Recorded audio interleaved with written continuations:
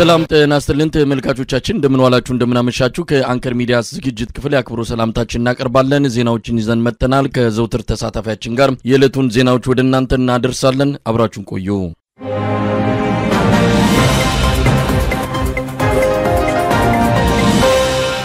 የአማራ ብሔር ተወላጅ የሆኑ 6 ጀነራሎች መልቀቂያ አስገብተው ከመከላከያ ሰራዊት መሰናበታቸው ተገለጸ በውጊያ ብቃታቸው አሁን ካሉት የመከላከያ ሰራዊቱ ከፍተኛ ጀነራል መኮንኖች በግንባር ቀደምትነት የሚጠቀሱት 6ቱ የአማራ ተወላጅ ጀነራሎች ያስገቡት መልቀቂያ በአስቸኳይ ተፈጻሚ ሆነው እንዲሰናበቱ በአብይ አህመድ በኩል ግፊት መደረጉን ለአንከር ሚዲያ በደረሰ መረጃ ላይ ተመልክቷል በዚህ ዓመት የመልቀቂያ ጥያቄያቸው ተቀባይነትን አግኝቶ ከሰራዊቱ የተለዩት 6ቱም ከፍተኛ ወታደራዊ መኮንኖች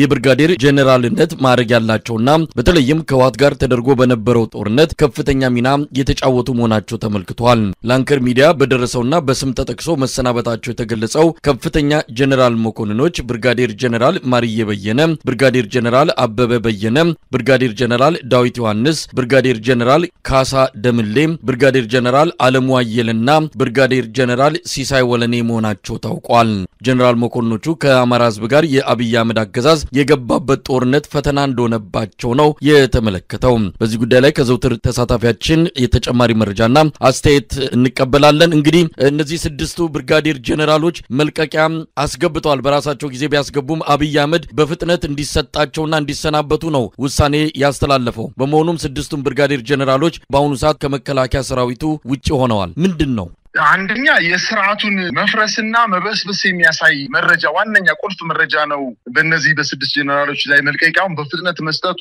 የመንግስት ስራ አስፈጻሚው በተለይ የገዢው ፓርቲ ሊቀመንበር የሆነው ጠቅላይ ሚኒስትር አብይ አህመድ ሬዲየሱ እየጠበበበት እንደመጣና ደህንነት ኃይሉን ሙሉ በሙሉ ትቶ በራሱ በውስጥ ሌሎችን ደህንነት ኃይሎችን ሰብስቦ ራሱ ደህንነቱን ብቻ ሳይሆን መከላከያውንም እየመረጀ ለመሆኑ ከዚህ በፊት የተገለጸ ጉዳይ ነው ነገር ግን እነዚህ 6 ጀነራሎች አንደኛ በየማርዬ በየነ የሚባለው ጀነራል ጎንደር አካባቢ ሙሉ በሙሉ አካባቢውን ከፋኖ ኃይሎች ጋር ጦር አዝምቶ ሲዋጋ የነበረ ጀነራል ነው አይቶታልኝ አጠቃላይ በአማራ ክልል እየመጣ ያለውን በህዝቡ ላይ እየመጣ ያለው መከራ በደንብ ጠንቅቆ የሚያውቅ ጀነራል ነው ምክንያቱም በጦሩም ውጊያው ላይ በቀጥታ ተሳታፊ የነበሩ ጀነራሎች ናቸው እነዚህ 6 ጀነራሎች በአማራ ክልል እየተደረገ ያለውን ውጊያ ከፋኖ ጋር ሳይሆን አጠቃላይ በህዝቡ ላይ እየደረሰ ያለው መከራ በማየታቸው ነው መልቀቂያ የጠየቁትኝ እነሱም የሚፈልጉ አይደሉም ምክንያቱም ሳይውል ሳያድር በፍጥነት ነው መልቀቂያው እንዲሰጣቸው የተደረገው ይሄ የሚያሳየው የአማራ ጀነራሎች የአማራ ወታደራዊ አመራሮች የአማራ ስራ አስፈጻሚዎች ለመንግስት ማይታዘዙ ከሆነ መንግስትም እንደማይፈልጋቸው ዋነኛ ማሳያ ነው ከዚህ በፊት እንደሚታወቀው ጠቅላይ ሚኒስትሩ ስልጣን በያዘበት ጊዜ ዋነኛ ተግባሩ በመከላከያ ሚኒስትር ውስጥ ያሉ ጀነራሎች ሙሉ በሙሉ ህወሓቶች ወይም የትግራይ ተወላጅ በመሆናቸው በማለት የትግራይ ተወላጅ ጀነራሎችን ለማስለቀቅ ወይንም ከቦታቸው ለማንሳት ምክንያት በማጣቱ ከህወሓት ጋር በከፈተው ጦርነት ምክንያት በማድረግ እነዚህ አብዛኛዎችን ጀነራሎች አዲስ አበባ የተቀመጡ ጀነራሎችን በእስር ቤት ወደ ትግራይ አካባቢ ሄደው ደግሞ የህወሓት ኃይሎችን ገዛ ሲያደርጉ የነበሩ አብዛኛውን የትግራይ ተወላጅ ጀነራሎችን ልምድ ያላቸው ነው ውጊያ ተሞክሮ ያላቸው ጀነራሎች አባሮ ሙሉ በሙሉ በእነሱ ምትክ የኦሮሞ ተወላጅ ጀነራሎችን እንደተካ ይታወቃል አሁን ደግሞ ያደረገው ነገር በአማራ ክልል ያሉ እንቅስቃሴ ያደረጉ ያሉ የአማራ ተወላጅ ጀነራሎችን መልቀቂያ ሲጠይቁ ውጊያውን በበላይነት የምትመሩት በከፍተኛ ቁርጠኝነት የምትከታተሉትና የምትመሩት እናንተ ናችሁ ክልሉን በደንብ የምታውቁት እናንተ ናችሁ ከህብረተሰቡ ጋርም ተግባቦት ያላችሁ እናንተ ናችሁ ነገር ግን ተቀንጠን እንነጋገር ሳይል ወዲያውኑ መልቀቂያ ነው የሰጣቸው በአንዳንድ የውስጥ አዋቂ ምንጮች እንደሚነግሩን ከሆነ በርካታ የኦሮሞ ተወላጅ ጀነራሎች መልቀቂያ ጠይቀዋል ነገር ግን አልፈቀደላቸውም ለነሱ ስለዚህ እንግዲህ አንዱን እንጀራ ልጅ አድርጎ እየቀጠለ እንደሆነ ነው የሚያሳየው በአጠቃላይ እነዚህ ጀነራሎች መልቀቂያ መጠየቃቸው በመከላከያ መስሪያ ቤት ውስጥ ክፍፍልና አንድነት እንደሌለ በውጊያውም ላይ ተስፋ እንደቆረጡ በዚች ሀገር ላይም እየመጣ ያለውን አጠቃላይ መከራ በደንብ የተገነዘቡ ጀነራሎች መልቀቂያ እየጠየቁ ነው ለወደፊቱ ምናልባት በርካታ ጀነራሎች መልቀቂያ የሚጠይቁ መሆኑን የሚያሳዩ ምልክቶች ናቸው መሳይ እንግዲህ እንደተገለጸው ነው እነዚህ ከፍተኛ አመራሮች በአብይ አህመድ በኩል ብዙም እንደማያምናቸው አማራ ክልል ላይ እስካሁን አብይ አህመድ መቆጣጠር እንዳይችል የሆነበትም እነዚህ ጀነራሎች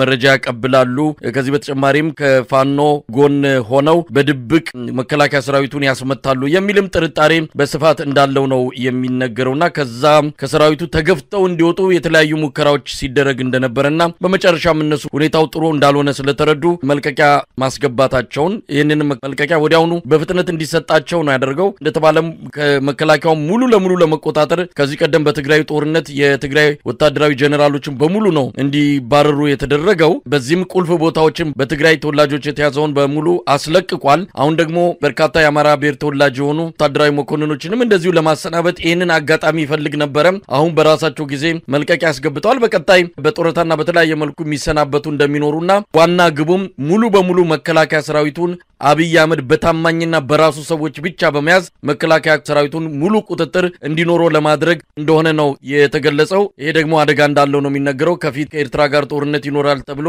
በሚታሰብበት በዚህ ወቅት ላይ ጋራ ሸንተረሩን መልካም ድሩን የሚያውቁትን የአማራ ተወላጅ ጀነራሎችን ያሰናበተ ከቢሮ ብዙም መውጣት ያልቻሉ ከወታደራዊና ከመስክ ልምድ ይልቅ የቢሮ ልምድ ብቻ ያላቸውን ጀነራሎች ብቻ ነው በዙሪያው የሰበሰበውና በቀጣይ ለሚኖረው ማንኛውም አይነት ተልኮ ሊያሳኩ የሚችሉ ወታደራዊ መኮንኖች ቁጥራቸው እየተመናመነ መምጣቱን ነው የሚያሳየው ይሄ እንግዲህ ቀደም ሲልም እንደተባለው የመከላከያ ሰራዊቱን የሚያዳክመውና አገሪቱንም ለአደጋ የሚያጋልጣት እንደሆነ ነው የሚታመነው ይሄ ነገር በጣም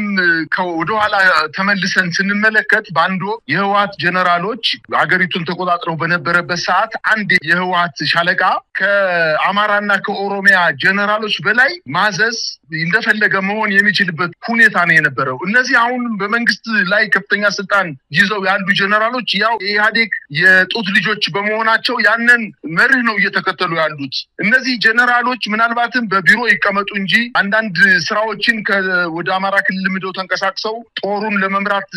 ሙከራ ያደረጉ ይሁን እንጂ ምናልባትም በብሔራቸው የተነሳ ከፍተኛ በደል ሲፈጸምባቸው የነበረ ብቻ ሳይሆን በአማራ ክልል በሚደረገው ጦርነት ላይ የመከላከያ እየፈጸመ ያለውን ግፍ በመቃወማቸውም ጭምር ምክንያት ነው እንዲለቁ የተደረጉት እነሱ መቀበል አልቻሉም በአማራ ክልል ላይ ፋኖን ለመምታት በሚል ሂሳብ ህዝቡን በጣም ከፍተኛ ጭፍጨፋ እየፈጸመ በመሆኑ ይሄንን አምሯቸው መቀበል ባለመቻሉ ብቻ ሳይሆን እነሱም ይሄን ነገር ማስቆም የማይችሉ መሆናቸውን ስለተገነዘቡ ከዚህ ውስጥ መውጣት ስለፈለጉ መልቀቂያውን ጠይቀዋል እንደሚታወቀው አሁን አጠቃላይ በአማራ ክልል ላይ እየተደረገ ያለውን በኦሮሚያ ክልል ላይ እየተደረገ ያለው በአጠቃላይ በመከላከያ ሰራዊቱ ላይ ስልጣን ይዘው ተፈለጉ አዛዥ ናዛዥ ነው ያስኬዱ ያሉት የኦሮሞ ጀነራሎች በመሆናቸውና እነሱም ደግሞ አጠቃላይ ሀገሪቱ የኛ ናት ህዝቡም የኛ ነው እናንተ የኛ ተላላኪዎችና የኛ አጋዞች ናችሁ እንጂ በአገር ላይ መወሰን አትችሉም በመባላቸው ምክንያት ነው ተቃውሞ እያነሱ ከእንቅስቃሴ እየታገዱ እየተገደቡ በቢሮ እንዲቀመጡ ተደርገዋል ይሄንን ነገር በመቃወማቸው እንግዲህ መልቀቂያ ጠይቀዋል ነገር ግን እነዚህ ጀነራሎች አሁን የመጀመሪያው ናቸው እነዚህ 6 ጀነራሎች ብርጋዴር ጀነራሎች የመጀመሪያው ናቸው ምናልባትም በሚቀጥሉት ሳምንታት በርካታ ከብርጋዴር ጀነራልነት ማዕረግ በላይ የሆኑ የሜጀር ጀነራል የሌተናል ጀነራል ማዕረግ ያላቸው የአማራ ተወላጆች ለወደፊቱ ከዚህ ስርዓት ለመውጣት እንቅስቃሴ ሊያረጉ እንደሚችሉ እነዚህ ጀነራሎች ዋና ማሳያ ናቸው እንግዲህ እንጠብቃለን የአማራ ክልል ላይ እየተደረገ ያለውን ጦርነት በበላይነት ማሸነፍ ወይንም በበላይነት መቆጣጠር ባለመቻሉ እነዚህን ጀነራሎች ከማባረሩም በተጨማሪ ምናልባት በስራ አስፈጻሚው በአማራ ክልል የብልጽግና ስራ አስፈጻሚዎችንም በየቀኑ እየሰበሰቡ ጀነራሎቹ የኦሮሞ ጀነራሎች በባህር ዳር በጎንደር በደሴ በፍኖተ ሰላም በአጠቃላይ በዞን ከተሞች እየሰበሰቡ ለመንግስት ለፋኖ ኃይሎች ጋር በድብቅ ትሰራላችሁ መሳሪያ ትጥቅና ስንቅ ታቀብላላችሁ ሀብታም የአማራ ተወላጆች ባለሀብት የሆኑ የአማራ ተወላጆች ጋር በሚስጥር ተገናኝታችሁ የፋኖ ኃይሎች ድጋፍ እንዲሰጣቸው እያደረጋችሁ ነው መረጃ አቀብላችሁ ሰራዊታችንን እያስመታችሁ ናችሁ በማለት በየቀኑ እየተገመገሙ አንገታቸውን ደፍተው በክልላቸው እንደ መንግስት አመራር ሳይሆን እንደ መከላከያ አሽከር ሆነው እያገለገሉ እንደሚገኙና አሁን በመከላከያ የተጀመረው ነገር በመንግስት ስራ አስፈጻሚ ደረጃ ለውጥና ግጭት ሊፈጠር እንደሚችል ዋነኛ ማሳያ ነው ማለት ይቻላል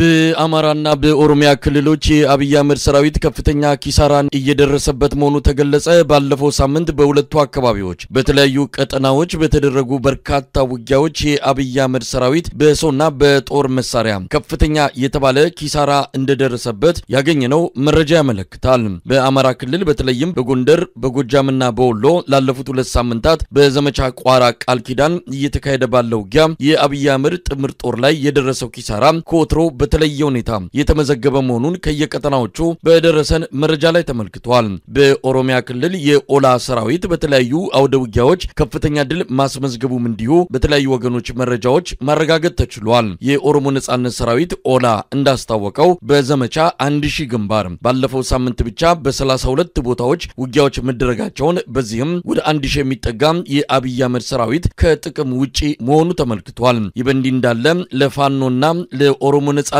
ሰራዊት ኦላ የሰፈር ሚሊሻ እንጂ መከላከያ ሰራዊት አያስፈልግም ሲሉ የመከላከያ ሚኒስትሩ ገለጹ። ኤርትራን በስም ሳይጠቅሱ ሀገር መሆን ያልቻለች ግን ስለሌላ ሀገር ለመናገር የምትደፍር በማለት የተቹት የመከላከያ ሚኒስትሯ ኢንጂነር አይሻ መሐመድ ናቸው። እኛ እየተዘጋጀን ያለነው እዚህም እዚያም ለሚታዩት ትንንሽ ነገሮች አይደለም ያሉት ኢንጂነር አይሻ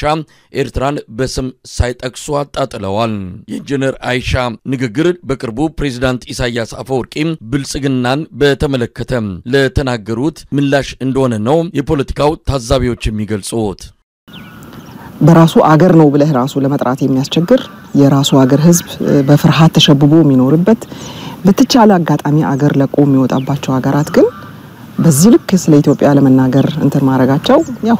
የተለመደ የነሱ ባህሪ እንደሆነ እናቃለንና እኔ እንትን እየተደረገ ያለው ነገር በአሁኑ ሰዓት እየተገነባ ያለው ሰራዊት እነሱ እንደሚያስቡት እዚህ ሰፈር ላይ እነሱ የሰጡን የቤት ስራ የሚመስሉ የነሱን ምክር እየሰሙ ብድግ ለሚሉ ትናንሽ ኃይሎች የተደራጀ ሰራዊት አይደለም። ይሄ ሰራዊት በተሳሳተ ስሌትም ቢሆን በማንኛውም የተሳሳተ ስሌት ኢትዮጵያን ለመድፈር ብሔራዊ ጥቅሟን ለማንካት ለሚፈልጉ ኃይሎች ባስተማኝ ሁኔታ እየተገነባ ያለ ሰራዊት እንጂ ቤታችን ውስጥ ላሉት ዛምዚ ለሚታዩ ትንንሽ ነገሮች የሰፈር ሚሊሻ በቂ እያሰለጠነው ነው እያዘጋጀነው ነው ራሱን በራሱ መከላከል የሚችል ህዝብም አለ። ፕሬዝዳንት ኢሳያስ አፈወርቂ ባለፈው ሳምንት ብልጽግናን ቀጥረኛ አገዛዝ ነው ብለው ገልጸውታል። የምዕራባውያን ወይም ደግሞ የውጭ ኃይሎች ተላላኪ ነው። የውጭ ኃይሎችን አጀንዳ ለማስፈጸም ባለፉት 5 ዓመታት ኢትዮጵያ ላይ ጦርነት በመክፈት ኢትዮጵያ ትልቅ ዋጋ ከፍላለች ነው የተባለው። እንግዲህ ለዛ መልስ ይመስላል ኢንጂነር አይሻ በዚህ መልኩ የሰጡት ኤርትራን እንደ ሀገር መቀበልም የተፈለገ አይመስልም። ብልጽግና ኤርትራን ከሀገር በታች በማሳነስ ሀገር መሆን ያልቻለች ዜጎቿ ባገኙት አቅጣጫ ተሰደዱ የሚወጡባት ነገር ግን ስለሌላ ሀገር ለመናገር የደፈረች በሚል ነው የገለጹ። ምን ማለት ይቻላል? የራሷ አሮባት የሰው ታማስላለች የሚባለው አባባል ነው የሚገልጸው የኢንጂነር አይሻ መሐመድ መግለጫ። ሀገር በድንበሯ በሰው በጣም ትንንሽ ሀገሮች ደካማ ኢትዮጵያን ቀና ብሎ ማየት የማይችሉ የኢትዮጵያ ጥገኛ የሆኑ የጎረቤት ሀገራት በየድንበሩ እየገቡ ህዝቦቻችንን ሲገሉ መሬቶቻችንን እየወረሱ ከተማ ሲገነቡ ባንዲራችንን አውርደው ባንዲራ የራሳቸውን ሀገር ባንዲራ ሲሰቅሉ የመከላከያ ተቋሙ ምን አደረገ? ኤርትራ እኮ ራሷን አስከብራ ድንበሯን ጠብቃ የምትኖር ሀገር ነች። ምናልባትም የሀገሪቱ ፕሬዝዳንት ኢሳያስ አፈወርቂ የተናገሩት ነገር እኮ እኛ ላይዋጥልን ይችላል እንጂ እውነቱን የተናገሩት እቺ ሀገር ከመጀመሪያውም ጀምሮ በብሔር አደረጃጀት ህገ መንግስቷን ስትቀርጽ ከመጀመሪያው ጀምሮ የተቃወመ ነው። ዙሮ ሀገሪቱን የሚበትንና ለጎረቤት ሀገሮችም ስጋት የሚፈጥር ነው በማለት ህገ መንግስቱ በ1987 ዓመተ ምህረት ሲጸድቅ ከመጀመሪያው ጠቅላይ ሚኒስትሩ ጋር የኢትዮጵያ ጠቅላይ ሚኒስትር መለስ ዜናዊ ጋር ተወያይቶ ይሄ ነገር አይበጃችሁም ትክክልም አይደላችሁም ብሎ ነው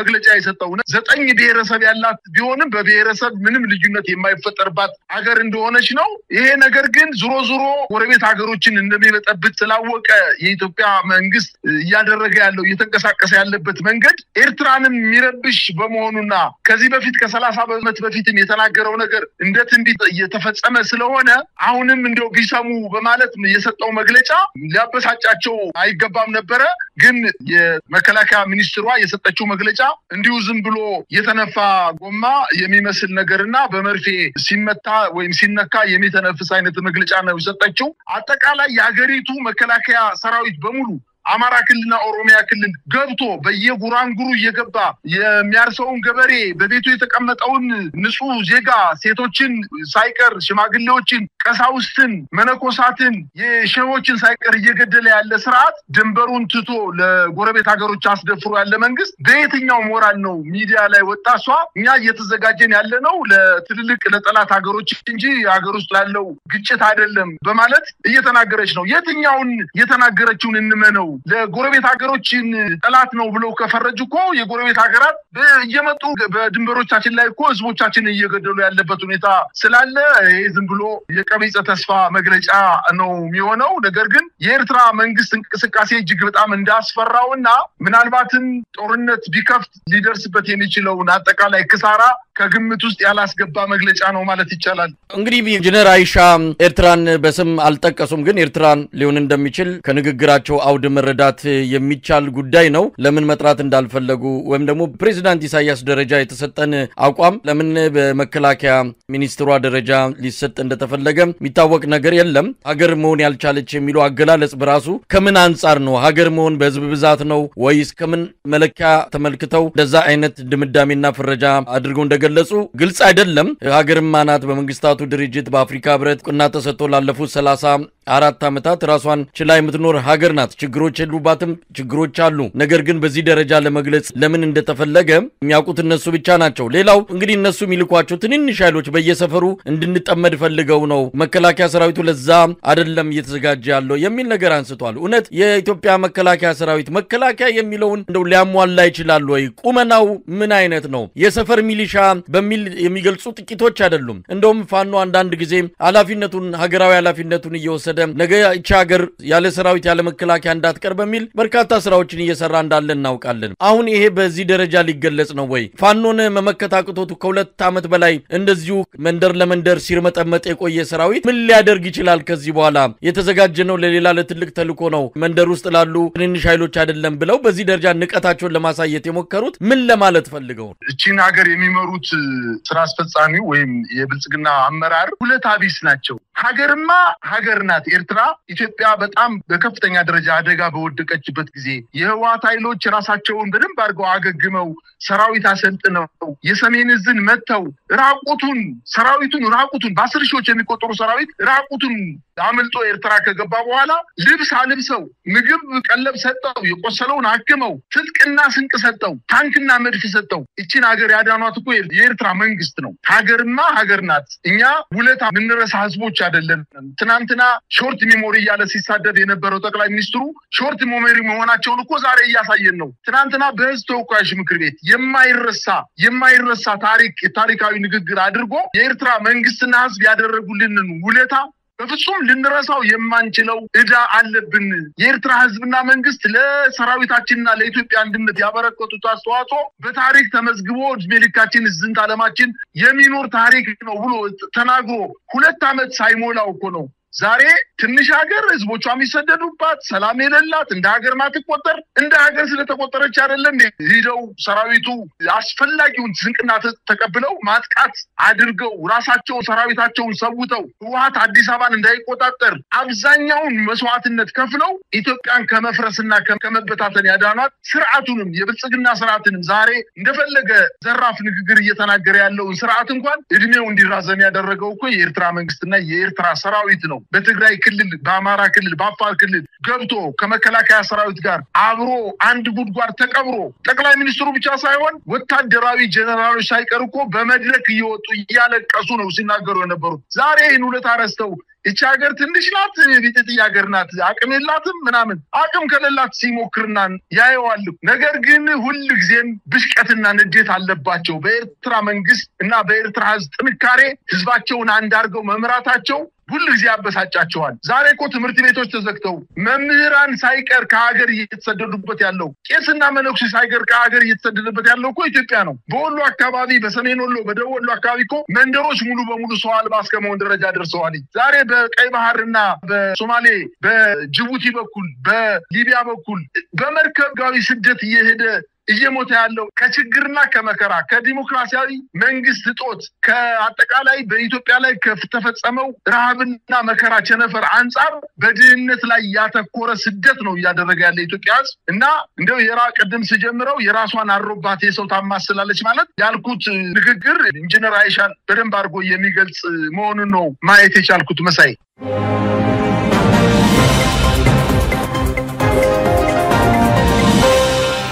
ሁለተኛ ሳምንቱን ያጠናቀቀው የኢትዮጵያ የጤና ባለሙያዎች የሥራ ማቆም አድማ አሁንም እንደቀጠለ ይገኛል። በበርካታ ሆስፒታሎች አገልግሎት እንደተቋረጠ ነው። የአብይ አህመድ አገዛዝ በኃይል በጉልበት በማስፈራራት በእስር በተለያዩ መንገዶች የሥራ ማቆም አድማውን ለመቀልበስ ያደረገው ሙከራ አልተሳካለትም። በአገዛዙና በጤና ባለሙያዎቹ ተወካዮች መካከል ሲካሄድ የነበረው ድርድርም ያለ ውጤት መቋረጡ ታውቋል። በተለያዩ የሕክምና ማዕከላት ተገልጋዩ ህብረተሰብ የሕክምና አገልግሎት በማጣቱ ከፍተኛ አደጋ ላይ መውደቁ እየተነገረ ነው። በተለያየ መገናኛ ብዙሃን የዶክተሮችና የጤና ባለሙያዎች አለመኖርን በመግለጽ ታካሚው የህብረተሰብ ክፍል የድረሱልን ጥሪ በማሰማት ላይ ይገኛል። በተለያዩ አካባቢዎች ስላለው ወቅታዊ የጤና ባለሙያዎች የሥራ ማቆም አድማ ሁኔታን በተመለከተ የዘውትር ተሳታፊያችን መረጃዎችን ይዞ ቀርቧል። እስቲ ምንድን ያለው ሶስተኛ ሳምንታቸውን ይጀምራሉ ስራ ካቆሙ መሳይ የተለወጠ ነገር የለም ከድጡ ወደ ማጡ እየሄደች እንደሆነች ነው ሀገር በተለይ የሕክምና ባለሙያዎች አጠቃላይ የጤና ባለሙያዎች እያደረጉ ያሉት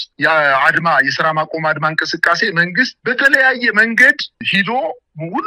ሁሉንም አይነት መንገዶች ሂዶ አድማቸውን ለማጨናገፍ ከቻለም ደግሞ ወደ እነሱን አንቆ በግድ ወደ ሆስፒታል አስገብቶ ሕክምና እንዲሰጡ ለማድረግ ከፍተኛ ጥረት አድርጓልኝ በጀቱንም ደህንነቱንም ማታለሉንም መደለሉንም ሁሉን መንገድ ተጠቅሞ አልቻለም። ዛሬም እንደተለመደው ሆስፒታሎቹ ባዶ ናቸው። ይባስ ብሎ አሁን ቀጠሮ ያላቸው ታካሚዎች ወደ ቀጠሮ ሆስፒታላቸው ሲሄዱ የቀጠሮ ሰዓት የሚቀይርላቸው ወይንም የዛሬ 15 ቀን የዛሬ ወር ኑ የሚላቸው ሐኪም ከ3 እና ከ4 ቀን በፊት ነበረ። አሁን ግን ሙሉ በሙሉ ሆስፒታሎች ከዘበኞቹ ውጪ አስተዳደር ሰራተኞች ሳይቀር በሆስፒታል የማይገኙ መሆናቸውን ነው የተመለከቱት። አድማው በተጠናከረ ሁኔታ እንደቀጠለ ሲሆን ነገር ግን መንግስት በተለያዩ የራሱ የሚዲያ ባለሙያዎች አማካኝነት አድማው ከነገ ጀምሮ ስለተጠናቀቀ ባለሙያዎች ወደ ሕክምና ማዕከላቸው ገብተው የተለመደ አገልግሎታቸውን እንዲሰጡ የሚል ሳተ መረጃ እያሰራጩ ነው የሚገኙት። ነገር ግን ይሄንን መረጃ የጤና ባለሙያዎች ተወካዮች እኛ ይሄን ነገር አናውቀውም ድርድር ተደርጓል ነገር ግን ድርድሩን በመንግስት እንዲተኝነትና በመንግስት ኃይለኝነት ድርድሩ ያለ ውጤት ተበትኗልኝ ስለዚህ ያለ ውጤት ስለተበተነ ምንም አይነት የተሻሻለ ነገር ባለመኖሩ የሕክምና ሙያተኞች ወደ ሕክምና ማዕከላት እንዳትሄዱ ብሎ ተመሳሳይ መግለጫ ሰጥቷል። በአጠቃላይ ግን የሕክምና ባለሙያዎች ወደ ሕክምና ማዕከላት ባለመግባታቸው መንግስትም እንዲሁ በወደ ሰፊነት ወደ ኋላ ተመልሶ የወንድ በር አግንቶ ከነሱ ጋር ድርድር አድርጎ የሚሞቱ ታመው በጣም ከፍተኛ የሕክምና እገዛ የሚያስፈልጋቸው ሰዎችን አይቶ እንኳን ወደ ኋላ ሊመለስ አልቻለም። አሁንም በልህኝነቱ እንደቀጠለ ነው የሚገኘው። ይህን ተከትሎ በርካታ ሕክምና የሚያስፈልጋቸው ሰዎች በሕክምና ጦት ምክንያት እየሞቱ እንደሆነ ነው። ሰዎች መድኃኒት አጥተው ሪፈር የተባሉ በሽተኞች ወደ ሪፈራል ሆስፒታል ሲሄዱ ሕክምና ባለሙያ ባለመኖሩ ምክንያት የተበለጠ የሕክምና ሁኔታቸው ውስብስብ እየሆነባቸው እንደመጣና ይህን ተከትሎ መንግስት ካሁን ድረስ ምንም አይነት ምላሽ እንዳልሰጣቸው ነው ማየት የቻልኩት መሳይ። ግን በአዲስ አበባ በሁሉም ሆስፒታሎች የሕክምና አገልግሎት እየተሰጠ እንዳልሆነና አድማውም ከሰኞ ጀምሮ ለሶስተኛ ሳምንት እንደሚቀጥል መመሪያና ትዕዛዝ የሰጡ መሆናቸውን ኮሚቴዎቹ አጠቃላይ የሕክምና ኮሚቴዎቹ ትዕዛዝ የሰጡ መሆናቸውን ነው ማየት የቻልኩት። እንግዲህ የጥቁር አንበሳ ሆስፒታል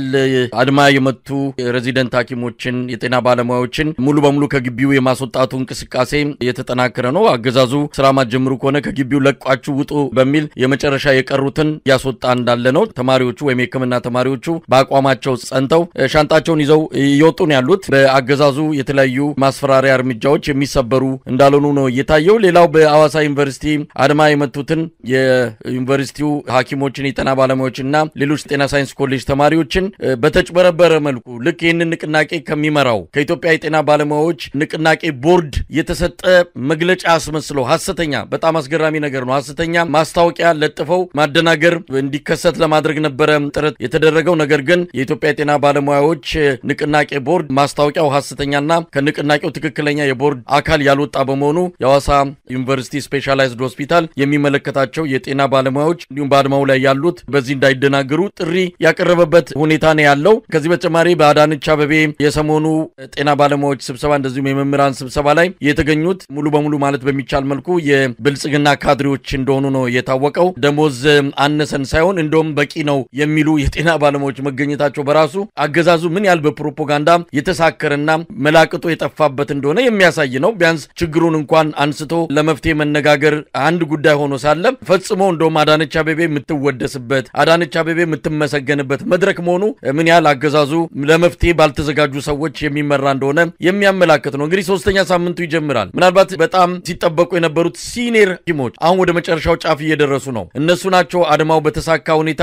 ሙሉ በሙሉ አገዛዙን ሽባ እንዳያደርገው በተወሰነ መልኩ ወደ ስራ በመግባታቸው ትንሽ ፎይታን አገኘ የተባለው እነሱም አሁን የመጨረሻውን ውሳኔያቸውን ወስነው አድማውን ሊቀላቀሉ እንደሆነ ነው የሰማነው እስቲ በሚቀጥለው ሳምንት ምን እናያለን መሳይ ላለፉት 2 ሳምንታት እነዚህ ሲኒየር ሐኪሞች በሆስፒታል ላይ አገልግሎት ሲሰጡ የነበሩ ሐኪሞች ተገደው አልነበረም ለህሊናቸው ምናልባት መንግስት ወደ ኋላ ይመለሳል ብለው አስበው ነበር እንቅስቃሴ ሲያደርጉ የነበሩት ነገር ግን በእነሱ ብቻ የሚሰራ ስራ ባለመሆኑና ከፍተኛ ጫና ውስጥ በመውደቃቸው መንግስትም በየቀኑ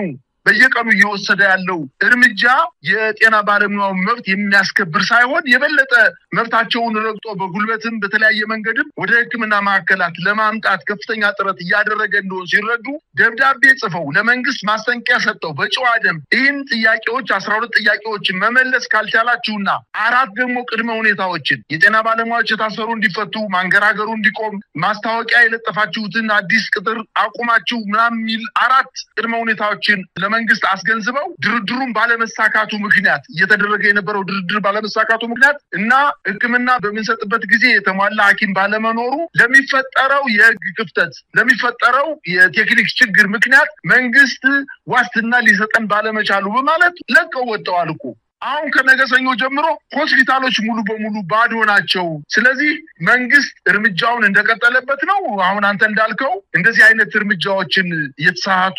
መረጃዎችን በሳይበር ሚዲያዎች በኩል በራሱ ደጋፊ ሚዲያዎች በኩል እያሰራጨ የሐሰት ማህተም ያለው የጤና ባለሙያዎች አጠቃላይ ኮሚቴዎችን እንዳወጡ አድርጎ እንቅስቃሴ እያደረገ ያለው አንድ ከመንግስት የሚጠበቅ ባይሆንም ግን በዚህ መልኩ ብቻ አይደለም አስሯቸዋል እኮ ገርፏቸዋል እኮ በሽብር አዋጅ እኮ ፍርድ ቤት አስቀርቦ እናንተ በፍርድ ቤት በሽብር የኢትዮጵያ መንግስት ለመጣል የዳቦ ጥያቄ በማንሳታቸው የጤና ስርዓቱ ይሻሻል ብለው ጥያቄ በማቅረባቸው በሽብር ወንጀል በአገሪቱ በጸደቀው የሽብር ወንጀል ክስ መስርቶ ወንጀለኛ ለማድረግ ጥረት እያደረገ እንኳን እነዚህ ሰዎች ፈርተው ወደ ኋላ ተመልሰው ወደ ህክምና ማዕከል አልመጡም በዚህ በተሳሳተ ማስታወቂያ የሚመለስ ሐኪም የለም ለዚህም ወዲያውኑ ነው ተመሳሳይ መግለጫ የሰጡት ሐሰት ነው እኛ ጥያቄዎቻችን አልተመለሱም ባድማችን እንቀጥላለን መንግስት የኛን ጥያቄ እስከሚመልስበት ጊዜ ድረስ 6 ዓመትም 6 ወርም 6 ቀንም 6 ሰዓትም ይፍት ወደ ኋላ የምንመለሰው ነገር የለም በማለት መግለጫ ሰጥተዋል ምናልባት የበለጠ ተጠናክሮ የሚቀጥልበት ሁኔታ ሊፈጠር ይችላል እንጂ እንዲሁ እነሱ ተሸንፈው መንግስት ደግሞ በአሸናፊነት የህክምና አገልግሎቱ የሚጀመር አይመስለኝም መሳይ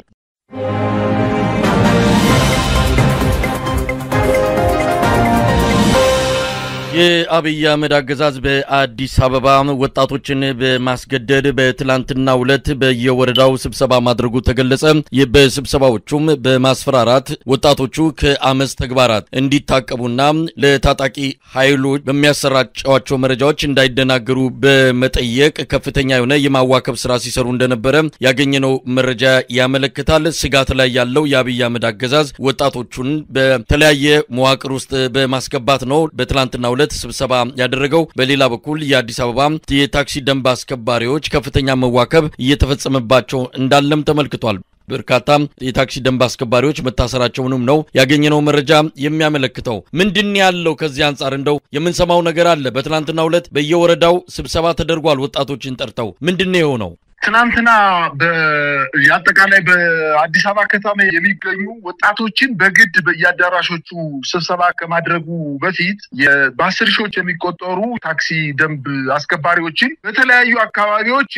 ወደ ስራ ቦታ ወደ መደበኛ ስራ ቦታቸው ሲሄዱ ስራ ቆማቸዋል በማለቱ በተፈጠረው ግርግር የፌደራል መከላከያ ሰራዊት ቀይ ቦኔት ያደረጉ በፓትሮል እየመጡ አፈና በመፈጸም ወዳልታወቀ ስፍራ እየደበደቡ በመኪና ጭነው ወስደዋቸዋል። እነዚህ ዜጎች ወዴት እንደሄዱ ለማወቅ አልተቻለም። ይህን ተከትሎ በከተማዋ ላይ ከፍተኛ ግርግር ይነሳል በማለት በርካታ የደህንነት ኃይሎች የታጠቁ ኃይሎች የከተማና የክፍለ ከተማ የወረዳ አመራሮች ከላይ በመጣ ትዕዛዝ መሰረት በሚገኙበት ወረዳ በሚያስተዳድሩበት ወረዳ በመንገድ ላይ የሚንቀሳቀስ ሻይ ቡና ብሎ የሚቀመጥ በስራ ቦታ ላይ ተቀምጦ ስራውን የሚሰራ ወጣትን በግድ በማስገደድ ትምህርት ቤት አዳራሾች በወረዳ አዳራሾች በወጣት ማዕከላት አዳራሾች ላይ ስብሰባ በመውሰድ ከፍተኛ ዛቻና ማስፈራሪያ ሲፈጽሙባቸው ነበር። እኔ በጣም የገረመኝ ከዛቻና ከማስፈራሪያ ውስጥ እንግዲህ ከዚህ በፊት ጠቅላይ ሚኒስትሩ 1000 ዓመት ቢዋጉ የፋኖ ኃይሎችና ኦነግ ኃይሎች 1000 ዓመት ቢዋጉ አያሸንፉም የትም አይደርሱም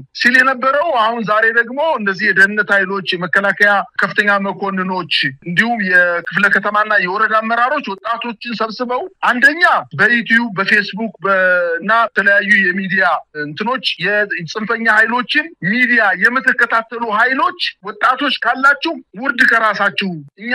እስር ቤቱን ወልቶብናል ማሰር አውቶናል ቸግሮናል ማሰር ከእንግዲህ በኋላ ይፋዊ እርምጃ እንደምንወስድ አውቃችሁ ከዚህ ድርጊታችሁ እንድትታቀቡ የጽንፈኛ ሚዲያ አይጠቅማችሁም በማለት ሚዲያው ምን ያክል ተጽዕኖ እየፈጠረባቸው እንደሆነ ለማየት ተችሏል። ሁለተኛና ወሳኙ ነገር ደግሞ እነዚህ ወጣቶች በተደረገው ስብሰባ ላይ የፋኖ ኃይሎችም ይሁን የኦነግ ኃይሎች ወደ አዲስ አበባ ከተማ ቢመጡ እኛን ብቻ ሳይሆን በእናንተም ላይ የማይመለሱ መሆናቸውን አውቃችሁ እጅግ በጣም ገዳዮች ርሽና የሚፈጽሙ ወጣቶችን በነጻነት እንዳይንቀሳቀሱ የሚያደርግ በማለት ከአጠቃላይ ከባህሪያቸው ጋር አነጻጽረው ምንም ከነሱ ጋር እነሱን በመግለጽ በማይችልበት ሁኔታ አዲስ አበባ ከተማ ቢመጡ ማንኛውንም ወጣት ለኛ አይደለም ለእናንተም የማይመለሱ መሆናቸውን አውቃችሁ እያንዳንዱን እንቅስቃሴ በአካባቢያችሁ በጎረቤት አጠቃላይ በመተዱበት መንገድ በመሰሩበት አካባቢ የተለየ ጸጉረ ልውጥ ሰው ካያችሁ እንደዚህ ፌስቡክ ትዊተር ወይ ሌሎች የሚዲያ ሰዎችን የሚጠቀሙ እና ወርደው የሚከታተሉ ሰዎችን ካገኛችሁ መጠቆም እንዳለባችሁና ይሄን ሳያረግ የቀረ ካለ ግን ማሰር ሳይሆን እርምጃ የምንወስድበት መሆኑን በማለት አስፈራርተዋል። በአጠቃላይ ይሄ ስርዓት አጠቃላይ የጦር ኃይሉን የገንዘብ ኃይሉን ጉልበቱን ጊዜውን ተጠቅሞ በአዲስ አበባ ከተማ ላይ ወጣቱ ተሸማቆ ምንም አይነት እንቅስቃሴ እንዳያደርግ ለማድረግ ጥረት እያደረገ ነው። በዚህ የሚመለስ ወጣት አለ ብዬ ባላምንም ነገር ግን መንግስት አሁን በድርጊቱ በዚህ በከፋ ስርዓት ድርጊቱ እንደቀጠለበትና ወጣቱን በማሸማቀቅ ላይ እንደሆነ ነው የተረዳሁት። ምሳይ እንግዲህ የታክሲ ደንብ አስከባሪዎች ላይ የሚደረገው መዋከብ ምናልባት ከዚህ አንፃር የሚጠቀስ ነው። ምክንያቱም በአዲስ አበባ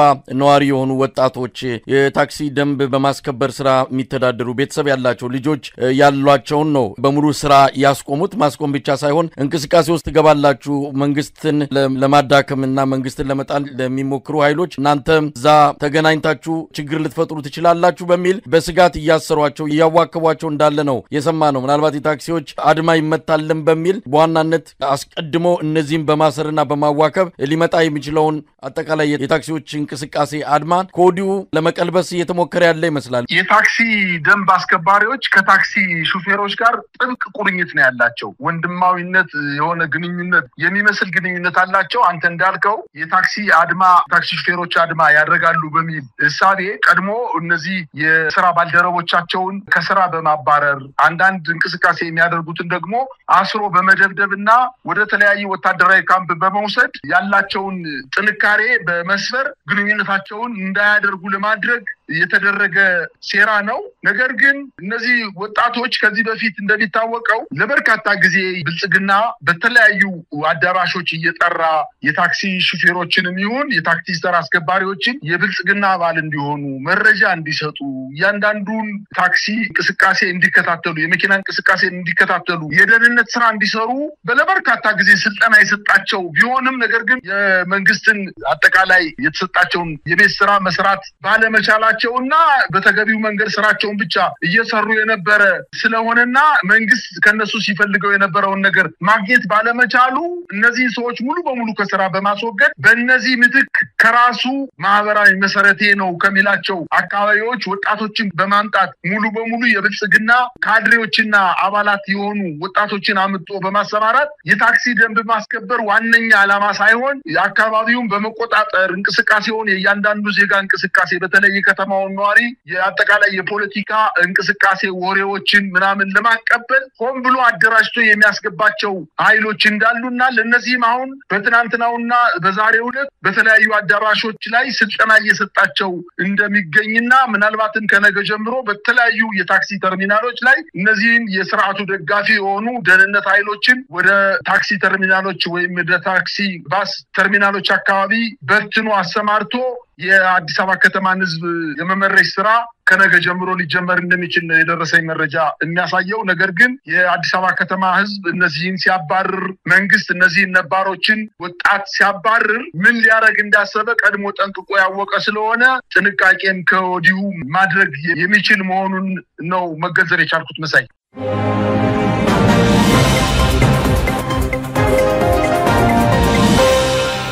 ተመልካቾቻችን ዜናዎቹ እነዚህ ነበሩ። ከአንከር ሚዲያ ዝግጅት ክፍል ከተሳታፊያችን ጋር በመሆን ሰናበታችኋለሁ። ጤና ይስጥልኝ።